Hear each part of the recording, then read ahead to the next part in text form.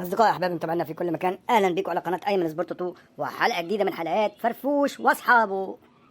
يا صباح الفرفشه. يا صباح الأجوان. الأهلي النهارده فاز 4-0 على سان جورج في الدور التمهيدي. ها يا سيدي، واللي جاب الاجوان كهربا جونين وقفشه جونين الأهلي وصل لرقم 173 فوز في أفريقيا و533 هدف في افريقيا. وبعيد عن ماتش الاهلي وسان جورج، عايز اقول مصطفى فتحي سوبر هاتريك من سنه كام؟ من سنه 67. ده انجاز لمصطفى فتحي لازم يستحق الاشاده عليه. وبالمرة كمان يا سيدي وفازوا 6-1 على الجيش الرواندي. ورغم ان امام عاشور ما سجلش، انما امام عاشور مطلوب في المقاولين العرب لانهم ليهم فروع في افريقيا، ممكن يروحوا يعمل لهم كباري هناك. الاهلي مع كولر بقى يحب الرباعيات والثلاثيات. اللي قول لي يا كوتش، ايه اللي حصل في نادي الزمالك؟ نعملها غنوه وحكاوه بقى ومش هنخلص النهارده. يا جدعان سيبونا في حالنا بقى، سيبونا في حالنا. ليه يا كوتش مالك؟ انت طلعت فيا كده مره واحده ليه؟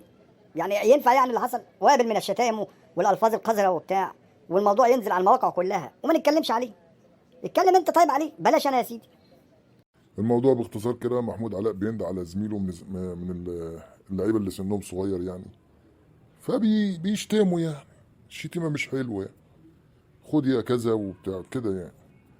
فراح اللي سمعوا مين؟ عبد الواحد. جه عبد الواحد بيقول له لا ما يصحش والكلام ده ما يتقالش هنا والحكايه والروايه، والتاني راح ردد عليه ما انت بتقول اوسخ من كده والحكايه، وراح بقى ايه، رشاشات بقى فتحت على بعض بقى من الالفاظ القذره بقى اللي هي كلهم بقى قعدوا يفضحوا لبعض. فالموضوع يعني هيتلم كده ان شاء الله، وهيعتذر وهيبوس راسه وبتاع محمود علاء وايه، والموضوع يتلم ان شاء الله، عشان بس ما ايه محدش ايه يفرح فينا يعني. ارتحت يا سيدي؟ اختم بقى على يلا عشان نروح. اصدقائي احبابي متابعينا في كل مكان، يا رب نكون وفقنا، يا رب نكون اسعدناكم. ما تنسوناش بالاشتراك في القناه واللايكات، وحلقه جديده من حلقات فرفوش واصحابه على قناه ايمن سبورت 2. واي اخبار بقى فوز الاهلي وخناقات الزمالك واللازم منه يعني هنذاعها على طول اول باول يعني من عند في الكوتش. يلا سلام.